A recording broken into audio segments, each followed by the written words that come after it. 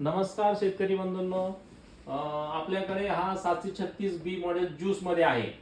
म्हणजे आता जे काही MSCB मुळे व्होल्टेज जे काही लो व्होल्टेज आलेलं आहे ना, त्याच्यामध्ये हा चालण्यासाठी स्टार्टर केलेला आहे. आणि हा 2/3 फेज प्लस ह्याला इनबिल्ट स्टार्टर आहे, ज्यूस आहे आणि कॅपॅसिटर मात्र ह्याला एक्स्ट्रा लावावं लागतात. ह्याच्यामध्ये हा MCB आणि हा कॉन्टॅक्टर म्हणजे हा ज्यूस करण्यासाठी यूज करण्यात आलेला आहे. आणि हा DC कॉन्टॅक्टर आहे, एकदम हेवी ड्युटीमध्ये केलेला आहे. ह्याची कॉईल रिले हा बेस ह्याला नाही आहे. म्हणजे इतर हा जो जुना स्टार्टर असतो LTचा स्टार्टर, ह्याच्यामध्ये हा साधा स्टार्टर जो असतो ह्याला खूप मेंटेनन्स असतं, कॉईल रिले बेस सारखं चालू असतं. ह्याचं मेंटेनन्स अजिबात येणार नाही.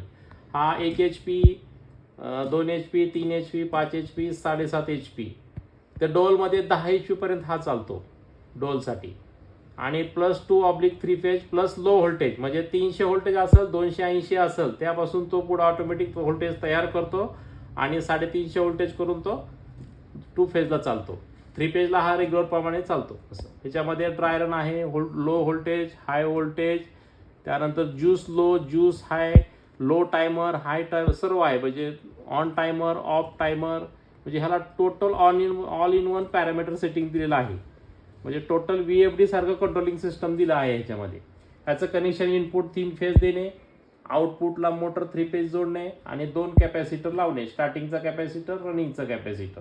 त्यानंतर ह्याला स्विच दिल्या 2 फेज 3 फेज. त्यानंतर हे सेटिंगचं बटन आहे, चालू केल्यावर कधी 5 सेकंद अंदाजे दाबून धरणे, 1 2 3 4 5 म्हणून सोडून देणे. हे सर्व ह्याला आहे आणि एकदम म्हणजे हेवी ड्युटी, नो मेंटेनन्स आणि हा स्टार्टर आहे. धन्यवाद.